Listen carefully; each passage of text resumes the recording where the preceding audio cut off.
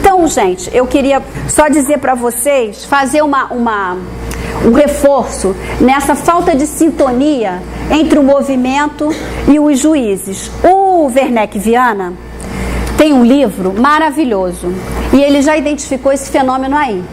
E esse fenômeno nós vamos identificar mais adiante na crise com a deposição da Dilma. Ele fez um livro importante, não é só ele o autor. O autor é a Maria Alice Rezende, Manuel Palácios e Marcelo Bauman. E ele é o coordenador a judicialização da política e as relações sociais no Brasil. Porque o que a Constituição faz? A Constituição, ela implementa também, paralelo a todos os direitos trabalhistas, que é do artigo 7º. O artigo 7º tem quase 30 incisos, só de direitos do trabalhador. O artigo 5º são direitos sociais, 70 incisos, só de direitos sociais. Então nós temos artigos mais importantes na Constituição do ponto de vista de direitos e garantias. 5º, que são as garantias sociais.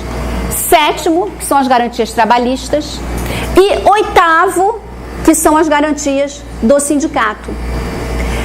Eu só fui saber que essa Constituição era uma carta de princípios exemplar fora, com Boaventura Souza Santos, que já elogiava a Constituição brasileira. Olha como, às vezes, você quer muito e não percebe o documento que você tem nas mãos. Agora, com essa reforma trabalhista, a gente começou a perceber que era bom mesmo. Então, conclusão.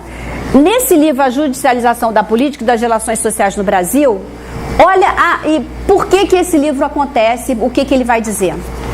Também na Constituição, por outro lado, se inauguram os instrumentos coletivos. Então, mandado de injunção. Você vai dizer ao político, se ele não fizer aquela lei, ele tem que fazer. O judiciário, faz essa lei aqui que as pessoas estão pedindo. Não é assim, mas grosso modo. Ou concurso, as administrações públicas deixavam de... Aí eu já era juíza, não era mais advogada.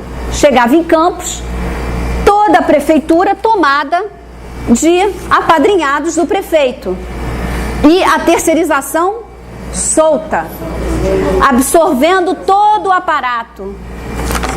Seu prefeito tem que fazer concurso. Depois da Constituição só pode contratar por concurso. Imagina isso nas autoridades. Então, quando você diz que a Constituição, ao conceder esses instrumentos coletivos, ela deu um poder ao juiz, que não é do juiz, porque a sociedade é que peticiona para que se faça isso. Deu um poder ao juiz de mandar o político fazer o que ele não estava fazendo. E houve um conflito.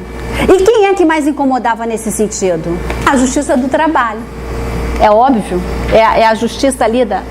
Aí ele faz o seguinte, olha, o judiciário, o que o Werneck conclui na judicialização da política. O judiciário, antes um poder periférico, encapsulado em uma lógica com pretensões autopoéticas, depois eu explico o que é autopoética, inacessíveis aos leigos, distante das preocupações da agenda pública e dos atores sociais, se mostra uma instituição central à democracia brasileira, quer no que se refere à sua expressão propriamente política, quer no que diz respeito à sua intervenção no âmbito social. Mas uma coisa, gente, é o juiz agir dentro do que a lei permite a ele. O que aconteceu é que essa atuação do judiciário na política transbordou. Nessa época, quando o juiz falava para o prefeito, tem que fazer concurso, não pode contratar sem concurso, porque o concurso, embora também quem está melhor preparado consiga passar, mas é uma forma de democratização, né? A meritocracia que eles tanto dizem que não existe na desigualdade, mas vocês vejam quais os efeitos do que as cotas raciais fizeram na universidade. Então, esses mecanismos de democratização, eles surtem efeito. O concurso é uma possibilidade de qualquer pessoa que se prepare passar, claro, sempre quem está melhor preparado, quem comeu a vida inteira, quem morou bem a vida inteira, quem teve luz para abrir um livro e ler, quem teve tempo para ler, porque o pobre trabalha desde muito cedo. Pobre trabalha desde os 16 anos, a gente vê. Muito antes trabalha ilegal, mas trabalha para sobreviver.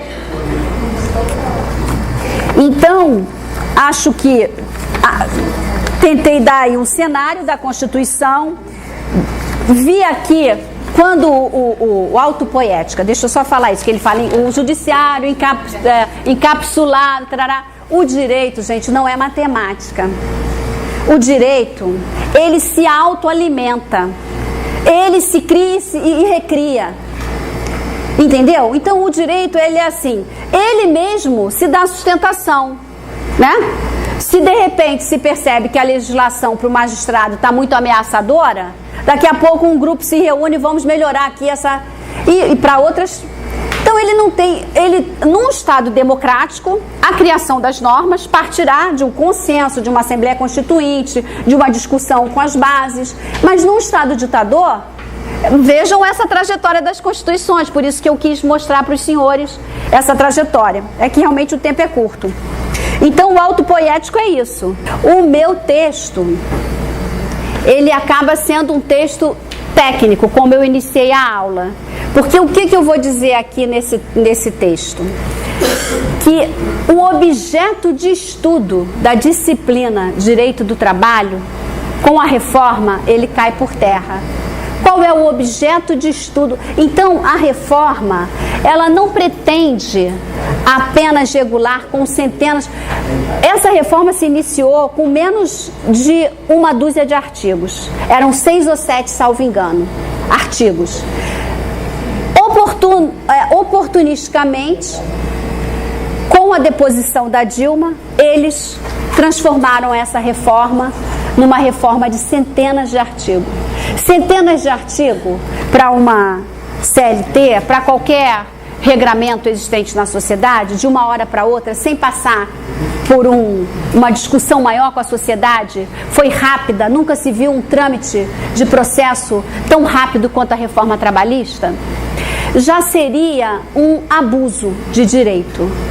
Mas eles não basta ter centenas de artigos alterando vários aspectos. Na verdade, o que se quer acabar com essa reforma é com o direito do trabalho. Porque quando você retira o objeto de estudo de uma disciplina, você acaba com ela. E o objeto de estudo do direito do trabalho é a relação de emprego, é o trabalho subordinado. Se vai abrir mão para qualquer tipo de contratação, se vai abrir mão para o trabalhador negociar e o que for, o que ele necessitar para conseguir aquele emprego, o direito do trabalho está destruído. Então, nessa introdução, eu já faço um reparo dos anos 90, 2000, que foi o aumento dos terceirizados, a pejotização também é um fenômeno que se observa. Então já são situações que paralelamente vão minando o direito do trabalho. E por que a minha defesa intransigente da CLT? Por causa de 2 artigos que eu vou tentar fazer com que os senhores compreendam. A CLT tinha 2 artigos que para mim eram os mais importantes: 444 e 468, 444 e 468 da CLT. O artigo não foi o... Mas é assim, o 444 é o seguinte: as relações contratuais de trabalho podem ser objeto de livre estipulação das partes interessadas em tudo quanto não contravenha à disposição de proteção ao trabalho, aos contratos coletivos que lhe sejam aplicáveis e às decisões das autoridades competentes. O que ele quer dizer com isso? O trabalhador pode negociar tudo com o empregador, desde que não seja contra o que está garantido na CLT, desde que não seja contra o que está garantido na Constituição. Então, é isso que a gente chama do mínimo legal, o conteúdo mínimo legal, que uma parte do movimento sindical, que uma parte dos juízes entendem nula qualquer negociação que desvirtue o que está garantido na CLT ou o que está garantido na Constituição. Então, esse era o artigo mais importante. A reforma não mudou esse caput. Então, para os advogados, tem jogo para dizer que foi nulo porque está desvirtua na CLT. Claro que eles vão apresentar o outro artigo dizendo que a negociação permite, mas aí o que você ainda vai defender? Norma de ordem pública. Norma de ordem pública, lembra que o direito do trabalho ele é público e privado? Norma de ordem pública que ao Estado cabe velar e defender. Agora, a pequena modificação que eles fizeram nesse artigo foi o parágrafo único. No parágrafo único, eles estabelecem uma distinção que também pode ser defendida como inconstitucional. Por quê? Porque ele diz assim, a livre estipulação a que se refere o caput desse artigo aplica-se às hipóteses previstas no artigo 611-A desta consolidação, com a mesma eficácia legal e preponderância sobre os instrumentos coletivos, no caso de empregado portador de diploma de nível superior e que perceba salário mensal igual ou superior a 2 vezes o limite máximo dos benefícios Ou seja, empregado recebe mais do que os 2 de limite máximo da Previdência, pode abrir mão de qualquer direito. Também uma arguição de inconstitucionalidade, porque faz uma distinção para o trabalhador que, na minha concepção, não cabe. E o 468, eu acabei escrevendo aqui o artigo errado, mas eu sei de cor. O 468 diz assim: é livre a estipulação de qualquer, desde que não contravenha a CLT e a Constituição. Estou traduzindo assim. Aí o 468 vai dizer assim: fundamental a concordância das partes, e ainda vai dizer mais, desde que não origine, tá com ele aí? Desde que não origine prejuízo. Olha aqui, ó, o caput do 468. Nos contratos individuais do trabalho, só é lícita a alteração das respectivas relações, respectivas condições por mútuo consentimento, ou seja, os dois têm que concordar. E ainda assim, desde que não resultem direta ou indiretamente prejuízos ao empregado, sob pena de nulidade da cláusula infringente desta garantia. Então, esses artigos 444 e o 468 da CLT, eles estabelecem que o Estado deve velar e não deixar qualquer cláusula contrariar o que já está garantido. Isso é importante, essa defesa, importante para os advogados hoje em dia que forem à justiça fazer pedidos sucessivos para fugir da condenação em litigância de má-fé. Porque o que acontece com a reforma, né? Então, além da reforma, primeiro, querer acabar com a disciplina, querer extinguir o direito do trabalho como uma... E o que acontece com isso, gente? Se você tira uma disciplina, o objeto de estudo de uma matéria, tirou o objeto de estudo, essa matéria deixa de existir. Se ela deixa de existir, não há nem justificativa legal para defender que é a competência da Justiça Federal. Porque se você pode contratar o que quiser, você se iguala a um cidadão civil. Se você pode abrir mão, por que o trabalho era federal? Porque só a União podia legislar sobre a matéria de trabalho. Todas essas medidas, que aí a gente vai ver essa questão do estado de exceção bem abordada no livro do Rubens Casara, que ele fala Estado pós-democrático de direito. Ele analisa por que a gente fala de exceção. De exceção porque está fugindo à regra, está fugindo à lei. Então, como ele destrói um ministério que tinha a fiscalização, na verdade a fundamentação aí seria como você vai garantir o trabalho, porque seria o órgão da fiscalização, do cumprimento das leis, da imposição de multas. Dá para existir uma coisa sem a outra, né? Agora, nós vamos reverter esse processo na luta política. Nós temos que reverter esse processo, porque nessa continuidade há um desmonte das instituições garantidoras.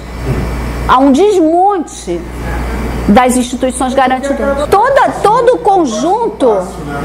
o conjunto traçado é exatamente esse. É um conjunto de medidas que vão se dirigindo para o fim efetivamente almejado por eles, que é acabar com o direito do trabalho. Então, essa questão da defesa da CLT, agora a gente estava conversando também ali fora, tem uma nova reforma sendo proposta pelo PAIN. E tem uma conjuntura nacional que está se mexendo, né? Porque é isso. O fascismo, ele é concentracionista. Ele quer o poder todo nas mãos de quem está na direção, no comando dessa ordem estatal que a gente viu, que é a organização política de um grupo, de uma sociedade, no caso do Estado, é de todo o território nacional. Então, o fascismo, ele é concentracionista. O que ele puder extinguir para que o poder fique concentrado na mão só do executivo, ameaça ao Supremo, é uma ameaça. A Justiça do Trabalho a gente já toliu. Agora ameaça fechar o Supremo. O Rodrigo Maia, quando se manifesta contrário ao projeto do Moro, porque a casa ali, ele é o presidente da casa, ele sabe quais os projetos, quer dizer, tudo assim, teoricamente, né, gente? É óbvio que um político, se ele é um político conservador, ou um político liberal, ou um político de esquerda, ele vai encaminhar os projetos de acordo com a sua posição ideológica. Mas quando ele diz ele estava certo, aí vamos defender a legalidade. Eu tenho um meme rolando nas redes que eu acho excepcional, que é assim: Rodrigo Maia, para, eu não quero gostar de você. Mas por quê? E olha só, nós chegamos a um ponto. Que eu estou assim, tendo alguma afetividade pelo Rodrigo Maia. Por quê? Mas por que eu estou dizendo isso? Norberto Bobbio tem um livro também muito interessante. Esses livros desses cabeçudos, né? Todo mundo que eu citei aqui, gostando ou não gostando, são os cabeçudos, né? Vou botar o professor Fadel também na lista dos cabeçudos, porque são de uma inteligência que consegue analisar as questões de uma maneira conectada com as outras, porque o mundo é assim, os fatos sociais são assim, um fato social origina outro e nem sempre nós temos controle desse terceiro fato que vai surgir. Às vezes você planeja uma coisa, segue a rotina e aquilo ali origina outra que você não tem mais controle. Pode ser melhor, pode ser pior. A gente sempre torce para que seja maior do que você pensou e melhor do que o que você pensou. Isso já é Foucault, quando vai... não esqueci.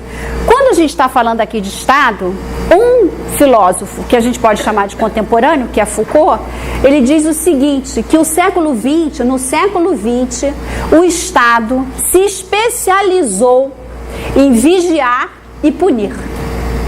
Ou seja, nós avançamos civilizatoriamente, nós avançamos. Claro, a sociedade brasileira é desigual, tá? Mas nós temos espaço para tornar essa sociedade mais igualitária, né? Nós temos que ter um combate incansável com o sistema financeiro. Isso vai demorar, mas agora a história também não é linear. Avanços, tropeços, retrocessos, avanços, isso tudo depende da organização. Aí outro filósofo que a gente pode chamar aqui como um de paixão absoluta, Marx e Engels, e aí vai falar sobre a organização, sobre a luta, sobre tentar fazer um Estado sem divisão de classes sociais, né? Eu vou falar mais um pouco, gente, das coisas que acontecem que a gente não toma consciência na época que acontece. Desde o primeiro livro Comentários sobre a CLT, digamos que isso o primeiro não, né, que são muitos, mas digamos que isso já na década de 70, um dos autores que comenta sobre a CLT, que era uma CLT mais lida na minha época de estudos e advocacia, que era Comentários da CLT do Valentim Carrion, já é falecido. Ele dizia no capítulo dos contratos especiais, que o contrato do trabalho clássico é a relação de emprego, né? Você tem a sua carteira anotada, o contrato é por prazo indeterminado, se o patrão romper, esse contrato, ele vai pagar a indenização. Antigamente, o FGTS garantia 10 anos a estabilidade no emprego. Por isso que eu tinha todas as críticas à Constituição. No artigo 7º, dizia assim, vedada a dispensa arbitrária, no caput. O que é isso? O empregador não pode demitir o trabalhador sem justificativa. Isso com base na OIT, na Convenção Internacional da OIT 158, que alguns países adotam, outros países não. Ocorre que o Fernando Henrique assinou essa convenção. E na Constituição se discutia, no Congresso Constituinte, aquelas discussões preliminares que quem está interessado participa, que o sindicalista participa, que o advogado participa, era o seguinte: prescrição. Dois aspectos do trabalhador que nós poderíamos ter agido com mais exigência na Constituição e perdemos porque o Centrão votou com os liberais, que era dispensa motivada, não pode ser imotivada, e a prescrição dos créditos trabalhistas. Esses caras agora querem botar para 3 meses, né? Um negócio louco.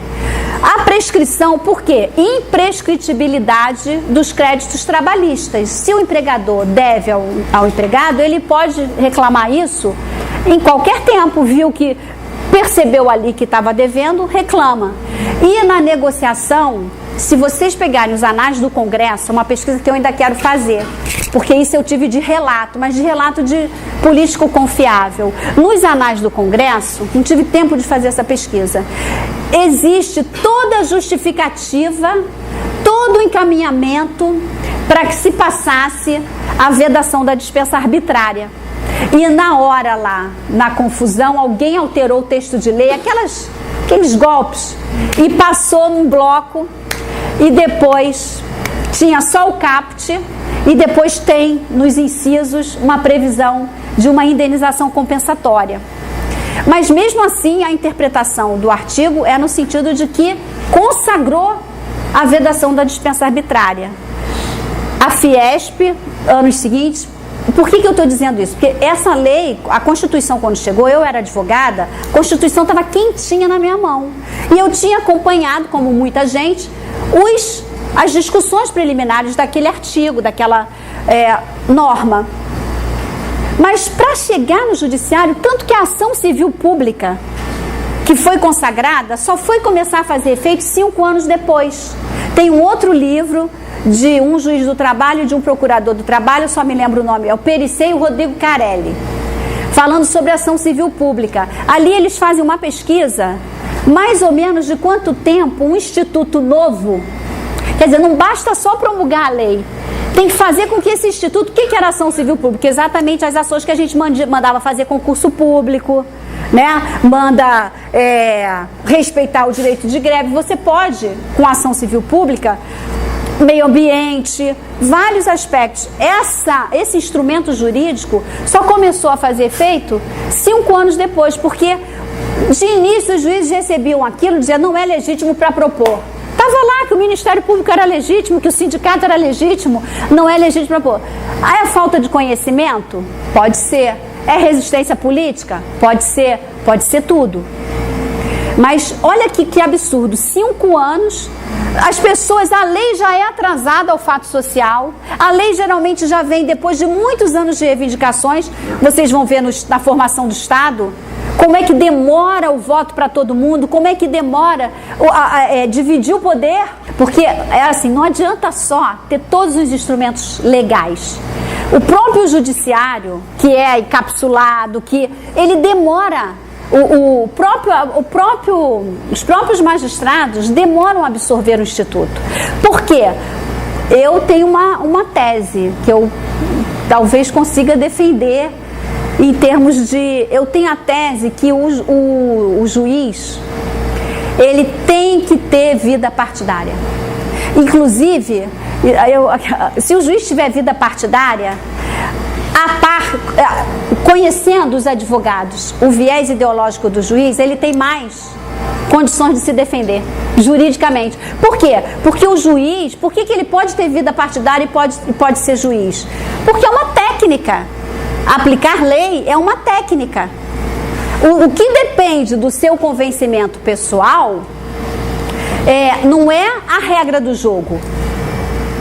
E o juiz se legitima com a fundamentação. Então, evitaria, se um juiz fosse partidariamente envolvido, evitaria um julgamento, não dou porque é improcedente, não dou porque é ilegal. Não. Exigiria do juiz, porque o juiz se legitima com a sua fundamentação. Se ele tiver vida partidária e na hora de dar uma sentença seguindo as regras do jogo, ele terá que fundamentar a sua decisão. Você tem direito por isso, você não tem por isso, e daria para a parte que perdeu ou que ganhou, para a parte que perdeu, se defender de forma... Quando vai para o ponto prescrição, o que os liberais diziam? Olha, não tem problema passar a prescrição, porque nós passamos a vedação da dispensa arbitrária. Então o trabalhador vai poder pedir o seu direito no curso do contrato. Tinha uma lógica. Se ele não pode ser demitido arbitrariamente, porque a dispensa imotivada é isso. A dispensa motivada, digamos, a CLT até tem um artigo que dizia que o trabalhador pode reduzir salário para preservar o emprego. Está na crise a empresa. Ao invés de mandar as pessoas embora, senta com todo mundo, combina ali um tempo, vai reduzir aqui para ninguém ser demitido. Ou por calamidade. Então, uma calamidade, uma enchente, um incêndio, você pode demitir as pessoas. A 158 diz isso, só pode demitir com justificativo. Você é um bom trabalhador, cumpre as suas obrigações, né? Por que você vai ser demitido? Pela roda financeira? Para contratarem o mais barato, o que aconteceu muito nos anos 90, né? Porque tirava um trabalhador antigo que já estava com aqueles direitos sedimentados, ia ganhando cada vez um pouquinho mais, para botar um trabalhador com piso. Que o piso para fazer a mesma coisa. Então é uma alta rotatividade na mão de obra. Que quando a gente chama alta rotatividade na mão de obra, é isso. Você demite aquela leva que já está cara e vai admitindo. Isso e o que os congressistas falavam? Olha, gente, pode passar a prescrição, porque ele vai ter 5 anos e ele não vai ser demitido imotivadamente, ele pode pleitear com um contrato ativo. Pois bem, o golpe no trabalhador, passou a prescrição 2 anos depois que você é demitido, pedindo 5 anos anteriores ao que você tem. 2 anos o prazo para entrar com a ação depois da demissão. Esse Congresso quer colocar 3 meses. E o prazo prescricional deve querer mudar também. Porque o prazo era 5 anos. Querem mudar para 2 anos, eu acho. Aí eles tiram, pegam um prazo que é para o ajuizamento e põe para os direitos. Se você tiver um direito de 3 anos atrás, 4 anos atrás, não pode. Então essas críticas à Constituição, por isso que eu tinha assim, nem enxergava o resto. Eu achava que tinha que ser imprescritível e achava importante. Por que é importante não ter demissão arbitrária? Porque o sindicato se fortalece. Se não tem demissão arbitrária, fortalece o sindicato. Não há essa alta rotatividade. E por que a terceirização foi um golpe fatal para os sindicatos? Porque os terceirizados se pulverizam na categoria. Então a categoria que é forte dos bancários, com aqueles postos bancários, tem um nome técnico, os intermediários bancários, ou seja, bancário na loteria, bancário no supermercado. Então a terceirização, ela pulveriza uma categoria hoje em dia. A própria automação já pulveriza a categoria, né? Porque você vai automatizar aquela área, os metalúrgicos hoje em dia, não é? Com a automação e o próprio setor bancário. E todos esses, por exemplo, um setor que não podia de jeito nenhum ter deixado entrar a terceirização. Telefonia, NET, o Boi, Vivo e Petrobras, gente. Por quê? Qual Qual é a justificativa ideológica e legal para dizer que você pode terceirizar um serviço? Antigamente, antes da Constituição, só havia 2 exceções, era isso que eu ia dizer do comentários à CLT. Só havia 2 exceções para você contratar sem que fosse vinculado à empresa: limpeza e vigilância. Por quê? Por que a gente já falou das classes? São os mais pobres. Quem faz a limpeza e a vigilância. Então eles não tinham sequer o direito de pertencerem àquela empresa. Eles eram contratados terceirizados. E qual é o arcabouço doutrinário para dizer que um trabalho é terceirizado ou não? Uma diferenciação que não existia na doutrina trabalhista quando ela surgiu, que é a diferença entre atividade fim e atividade meio. O que define para você ser um contratado e não terceirizado? Atividade fim. Mas o que a CLT definia como atividade fim? Atividade fim, claro, tem a ver com o objeto social da empresa. Você vai extrair petróleo. O engenheiro que faz lá o estudo e analisa a área, ele... Agora, por que o cara que faz a prospecção do petróleo não é atividade fim? A CLT dizia que sim. Por quê? Porque a CLT dizia que a atividade fim era atividade permanente. Então as pessoas dizem, mas não é diário o trabalho. Diário, a CLT não dizia diário, ela dizia habitual. Trabalho habitual e permanente para realizar a atividade da empresa. Então, se é habitual, se é permanente, é uma atividade fim. Que ela não pode dizer que aquela atividade é temporária. Ela não pode dizer que aquela atividade foi um acréscimo porque estava Natal. Ela não pode dizer. Precisa para fazer aquela atividade permanentemente. Então, atividades permanentes e que se ligam ao objeto social da empresa. Pois bem, quando abre... E o Valentim Carrion, já quando a lei era restrita só para... limpeza e vigilância, ele dizia assim, e tinha tempo, né? Tinha tempo, eram 3 meses. Ele dizia assim: os contratos que excepcionam o contrato de emprego, a relação de emprego, são uma porta aberta para fraude. Isso se intensificou de uma maneira que as terceirizadas estão aí envolvidas, praticamente todas, no caixa 2 da eleição.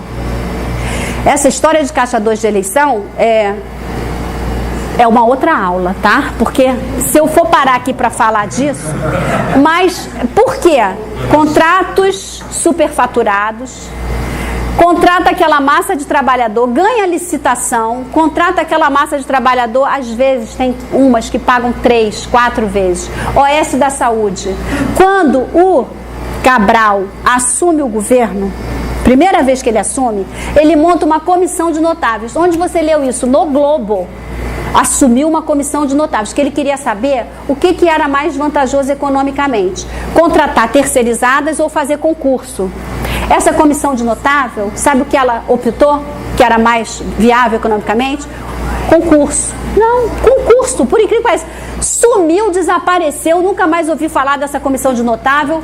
Ele não só contratou terceirizados, como que era a fonte do dinheiro. Quantas ações de empresas fraudulentas? Primeiro, lá em Macaé, quando eu cheguei, sequer colocavam crédito privilegiado. Porque falia aquela terceirizada ali que ganhou o dinheiro, pagou 3 meses os empregados, depois demite todo mundo sem verbas resilitórias, sem nada, sem FGTS, nem previdência depositam às vezes, na maioria das vezes. Só pegam o dinheiro da licitação e pagam lá a campanha eleitoral, quando é campanha eleitoral, porque o Caixa 2 tem esse aspecto. O que acontece em 2016? Em 2016, há uma quebra das regras do jogo. Aí vou num livro que eu amo. É um livro de um teórico, mais um cabeçudo, que se chama Norberto Bobbio. Não é um homem de esquerda revolucionário, muito pelo contrário. É um liberal, mas um liberal que defende as regras do jogo. Então ele fez um livro que se chama O Futuro da Democracia. Não por acaso o subtítulo do livro dele é em defesa das regras do jogo. É um legalista. Gente, outra coisa também. Nunca pensei que eu fosse virar uma positivista. Quem é a positivista? Que defende, que eu nunca fui positivista, eu queria sempre mais do que a lei atrasada, mas em estado de exceção, como é seu nome? Em estado de exceção, o positivismo, e se você tem uma carta de princípios, como essa que é a nossa Constituição cidadã, não diz? Constituição já foi chamada de Constituição da Mandioca, já foi chamada de Constituição Polaca, e a nossa é Constituição Cidadã. Eu só tenho maturidade política para chamá-la de Constituição Cidadã agora. Porque eu não era assim que eu tratava a Constituição. Você vê como a coisa, como o direito, né, perpassa, e como não é linear a história, e como a gente recua e avança, recua e avança. O que o Norberto Bobbio vai dizer? Que sem respeito às regras do jogo não há democracia. Você não pode mudar a regra no segundo tempo. Tem a questão também das cláusulas pétreas. A questão das cláusulas pétreas, você veja, a doutrina que se desenvolveu em relação à cláusula pétrea foi uma doutrina no período do nazismo na Alemanha. Porque foi tanta exceção que sentiram a necessidade de dizer que para mudar algumas cláusulas só com o Congresso Constituinte. E nós temos entendidos como cláusulas pétreas direitos e garantias individuais. E os direitos e garantias individuais estão no artigo 5º da Constituição. Mas o artigo 7º, ele vai dizer que esses são os seus direitos, ressalvados outros que visem a melhoria social. Então, esse artigo, juntando com uma outra convenção internacional que o Brasil... gente, a questão da assinatura da 158 que o Brasil assinou, vou voltar só nisso. A convenção, e acabou não passando a dispensa imotivada, se firmou como se o ordenamento tivesse consagrado a dispensa motivada, a dispensa arbitrária, foi uma convenção internacional. Hoje em dia, a tônica da nova interpretação jurídica é que os documentos internacionais, eles são supralegais. Então a tônica é assim: um documento internacional, ele não está subordinado à legislação nacional. E os estados são convenientes. Olha só a contradição. Se acha que o trabalhador tem a liberdade de abrir mão do seu direito porque ele assinou um contrato, olha a contradição do direito. Imagina os estados. Os estados, quando eles avançam cláusulas, quando eles assinam tratados, se eles dizem que o trabalhador pode, imagina o Estado. Então, qual é a justificativa, né, razoável, que o direito também está dentro do princípio da razoabilidade? Qual a justificativa razoável para um Estado assinar uma convenção e o presidente depois não ratificar, como fez o Fernando Henrique? Não ratificou o 158. E aí toda essa enfraqueceu a argumentação, porque a gente continua, quem for defender vai dizer Convenção Internacional. E o Brasil também é signatário do Pacto de São José. Esse Pacto de São José veda os retrocessos civilizatórios. Então, na verdade, essa lei da reforma, ela está totalmente violadora de pactos internacionais, que o Brasil é signatário, violadora da Constituição e da CLT. Então vamos para as cláusulas pétreas. Quando se diz só poderia mudar por Congresso Constituinte os direitos e garantias. E uma parte da doutrina diz que o 7º, direitos sociais, também tem que figurar dos direitos e garantias. Por essa questão, que só pode se melhorar, visam as melhorias das condições sociais, é o caput, não só por isso. É o caput que diz isso ou é o 5º? que não sei, que eu estou aqui sem um artigo que eu já baguncei tudo. Mas pode deixar que eu vou continuar. Aí, conclusão. Nós temos essa quebra, essa ruptura das regras do jogo e abre-se para um leque de desconstituição das instituições, inclusive do próprio poder tripartite, judiciário, executivo e legislativo. Por quê? Porque dizem que vão invadir o Supremo, desrespeita o presidente do parlamento, e daí é uma porteira, né? Daí é uma porteira perigosa, e nós estamos, alguns classificam como estado de exceção. O Rubens Casara é um deles, que escreveu um livro, Estado Pós-Democrático de Direito, muito bom. Porque ele não faz só a análise da ruptura da legalidade, ele faz a análise do discurso, ele faz a análise da influência das fake news. A Márcia Tiburi também fala muito nisso, no Como Conversar com Fascista, que não é um ensaio, mas está ali direto. Então são autores aí que quem quiser se atualizar do que está acontecendo nesse momento de 16 para cá. Então eu vou falar da reforma, já disse, né? E a reforma na questão da mulher, eu vou dizer para vocês terem assim uma ideia de como a coisa é forte para o retrocesso.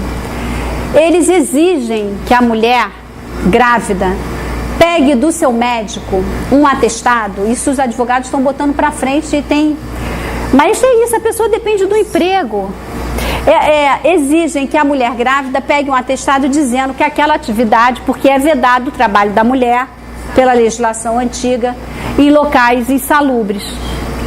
E eles querem que a mulher vá ao médico para que o médico diga se aquele trabalho é prejudicial ou não, só com esse atestado. O que é isso? Agora vamos para um grupo também que não é minoria, mas faz parte dos vulneráveis. E essa mesma ala que defendeu esse dispositivo é contra o aborto, né? Quando eles são contra o aborto, a alegação é a defesa do feto. E quando querem jogar a mulher num ambiente insalubre e grávida, então tem que se decidir, porque isso não se passa. Isso não é proteção à criança, muito menos à mulher. Isso é um controle sobre o corpo da mulher, que vai ser submetida ao médico, vai ser submetida ao patrão, porque ela está grávida. E precisa do emprego, porque que mulher grávida que já trabalha não precisará mais ainda do emprego quando exatamente nesse estado. E outra coisa, vamos fazer nas camadas pobres uma pesquisa sobre quantos registros de criança onde só há o nome da mãe na certidão de nascimento. Então é um controle perverso, sádico, que o patriarcado branco, europeu, misógino tem um prazer de controlar o corpo da mulher. Isso é só Fora terminar com o objeto de estudo do direito do trabalho, ainda tem essas pequenas, grandes, né, perversidades, que é o domínio do corpo. O empregador já tem o domínio do corpo. Aliás, gente, a relação de emprego que eu estou tanto defendendo aqui, ela surge com o capitalismo. Então, o contrato de trabalho, ele é fruto do capitalismo. E de todas essas discussões do Estado ao longo da história, que vocês vão perceber nas aulas, né, de busca de cidadania, como que o capitalismo as teorias liberais da liberdade do homem, da valorização do indivíduo, da tirada do poder do rei, depois a tirada do poder da esfera do Estado, a vida privada, muito defendida, o homem, indivíduo, com todas as teorias que surgem, né, com exceção de Maquiavel, todos os autores, mesmo os autores mais rigorosos, mais liberais, eles... claro que eu não li todos, né, gente? A gente lê de quem falou o que eles disseram. Nem tem capacidade de ler em alemão, italiano e francês, não dá. Mas é uma luta de posição, de privacidade, de individualidade e se comportando no social dentro de umas regras para não prejudicar o outro. Isso é uma luta crescente na formação do Estado, do ideal de Estado. E o que o capitalismo faz? Quando o capitalismo chega, ele precisa desses corpos. Ele precisa do teu tempo. Ele precisa te pegar para trabalhar para ele. E aí o Estado, que já era mais uma coisa mais civilizada, vai dizer assim, olha, tudo bem. Você, aquele texto inicial que eu li, o Estado fazendo aquele contraponto na relação trabalhista, tudo bem, você vai usar o indivíduo que tem respeito, que tem cidadania, que tem soberania. Essa na evolução do Estado é isso. O indivíduo ganha um pouco de soberania, pelo menos na esfera privada. E como você vai justificar dominar esse homem, o corpo desse homem pelo trabalho? O Estado vai fazer essa mediação. E se houver exploração, se houver, ele está ali para te proteger, para você se socorrer de um indivíduo mais forte que tem que fazer a relação do social. Então, esse mesmo capitalismo, quando entra para o neoliberalismo, essa é a diferença. O neoliberal é mais voraz. O neoliberal não quer regra. O neoliberal, ele quer aquele contrato sem... Nem Rousseau defendia isso. Sem mediação. Contrato é assim, eu sou mais forte, eu vou fazer contigo o que eu quiser. Vou pegar o teu tempo todo, porque com o tempo a gente estuda, com o tempo a gente aprende, com o tempo a gente, reivindica mais, com afeto, É preciso de tempo para o afeto. Senão as pessoas se tornam corpos dóceis. Também Foucault. Corpos dóceis, são corpos que ficam ali só sendo vigiado, punido e produzindo para o outro, submetido ao outro. Então, esse é o neoliberalismo, como se fosse um retrocesso de toda essa construção de sociedade, de convívio, de bem-estar, enfim. Gente, o direito penal é o contrário do direito do trabalho. Como é contrário? Olha, eu e minhas construções aqui. O direito penal é assim, na dúvida, pró réu. Você não pode dizer que não tem prova e fazer uma condenação, porque o processo penal, na verdade, ele não é um carrasco. Ele não é para defender a pena de morte.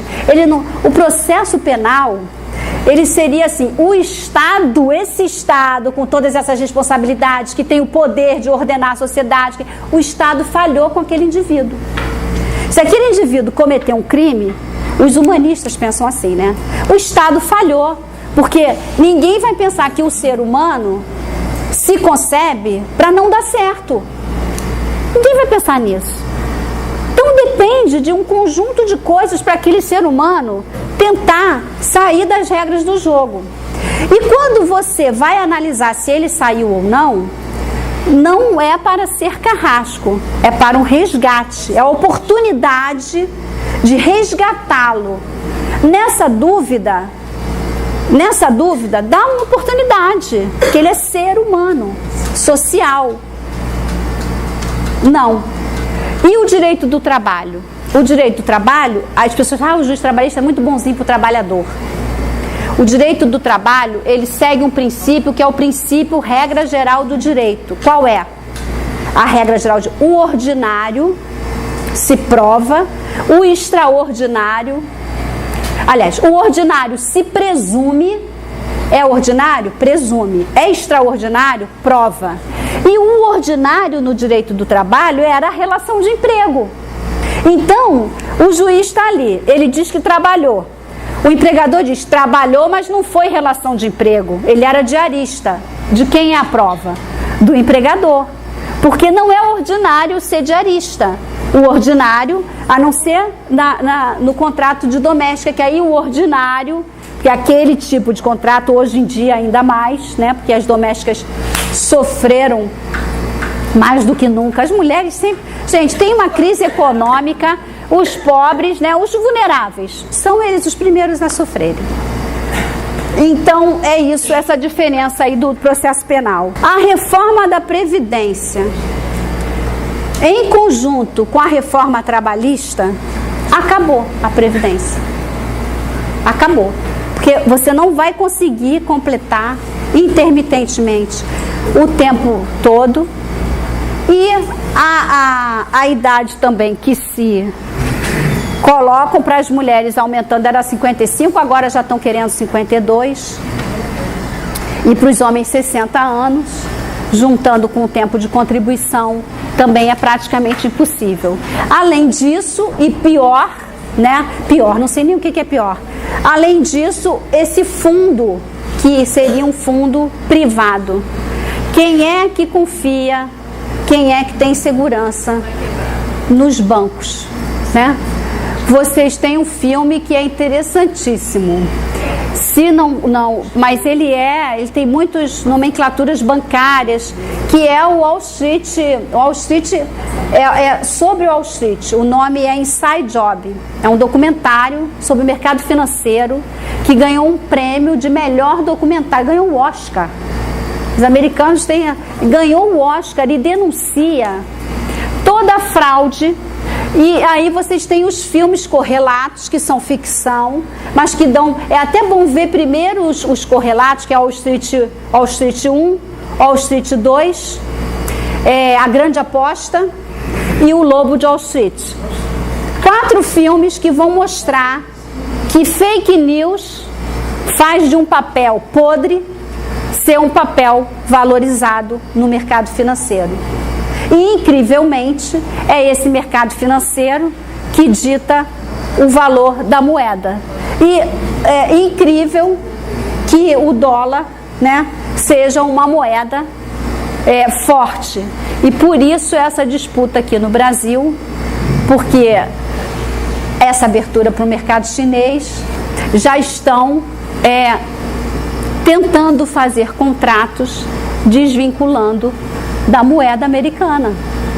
E isso é um perigo absoluto. Então, quem vai ter confiança nessa Previdência? E outra coisa maior, mesmo que a Previdência fosse deficitária, se fosse deficitária, é um regime de solidariedade. Então, todos contribuem para, no futuro, todos terem algum tipo de rendimento para a sobrevivência. Então, mesmo que fosse, seria de bom grado o cidadão consciente que vive em sociedade garantir o futuro das outras gerações, dos mais velhos. Enfim, o que eu poderia dizer da reforma previdenciária, que ela realmente será também decréscimo civilizatório. Outro detalhe perverso da reforma trabalhista. Agora a maior discussão e a maior dificuldade dos sindicatos, olha como não há razoabilidade. O trabalhador é livre para negociar qualquer condição, jornada, no seu novo contrato, certo? Mas o trabalhador, algumas decisões judiciais estão dizendo que ele não pode autorizar o desconto em folha para o sindicato. Então, as empresas recebem as autorizações do trabalhador, cuja reforma diz que tem autonomia, e não repassam ao sindicato, dizendo, com a alegação de que a reforma não permite esse repasse. Você faz isso com a sua luz, você faz isso com o seu gás. Ou seja, se é para o grande capital reter o seu dinheiro imediatamente, pode. Se for para o sindicato, não. Quando eu falei do poder encapsulado do juiz, com essa questão da Constituição, e que Vem a Constituição, os juízes começam, ação civil pública, mandado de segurança, mandado de injunção. Ele diz essa questão. Os juízes, né, que viviam lá nos seus gabinetes são chamados a decidir.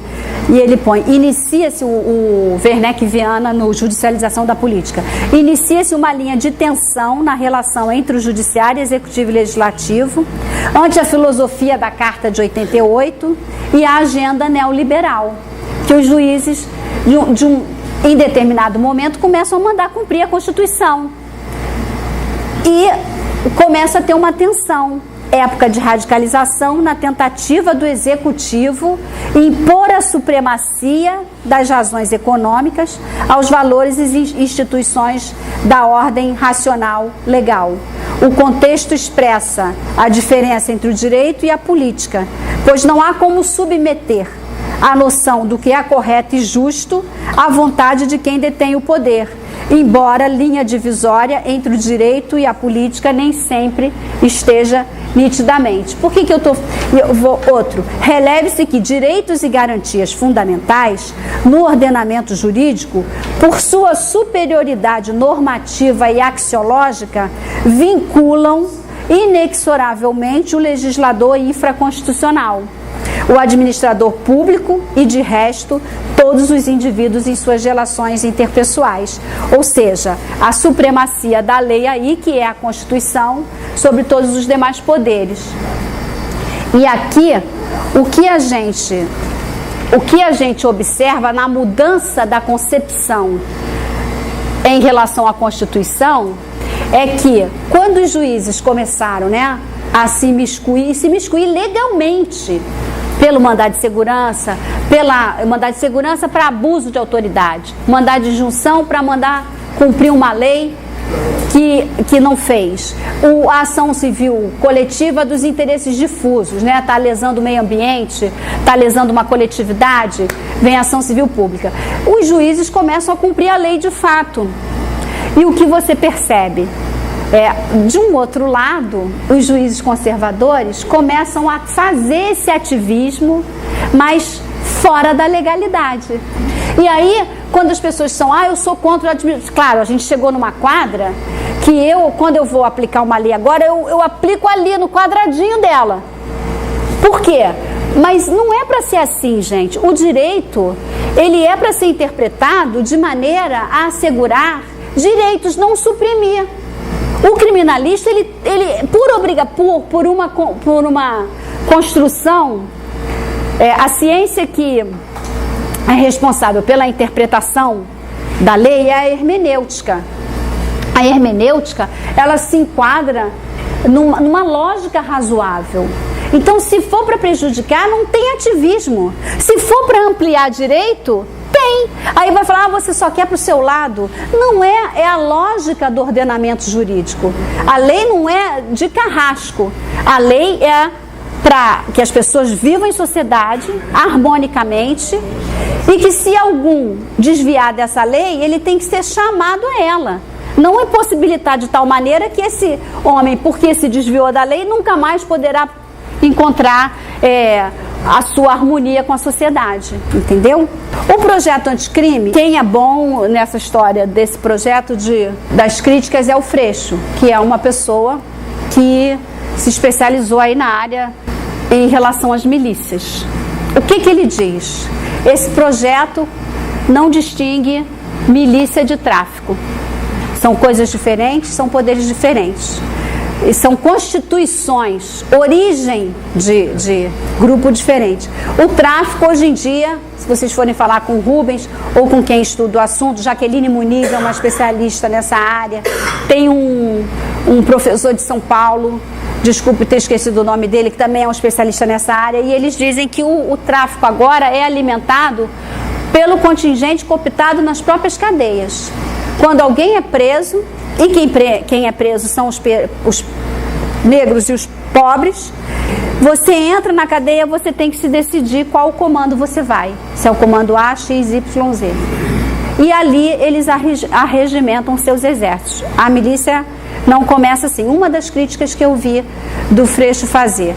A outra crítica que se faz, mais grave, devem ter outras, tá? Assim que eu tô, é sobre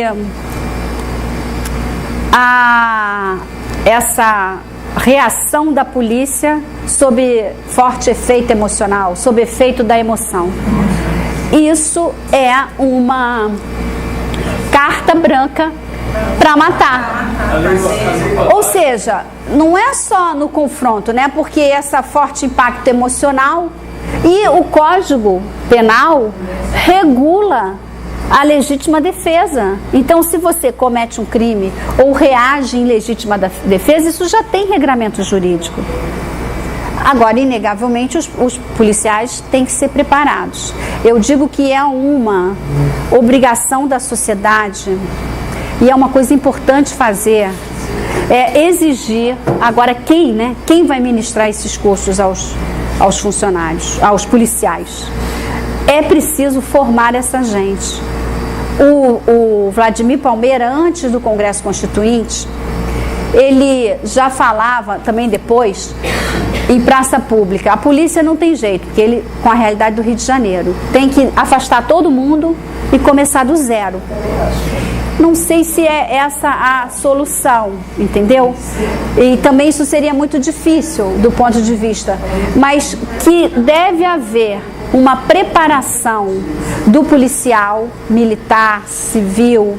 Então, gente, se vocês quiserem mais alguma coisa, então eu termino dizendo que a luta continua, que a gente tem que se organizar e que o estado de Curitiba não vai ganhar do estado brasileiro, tá bom?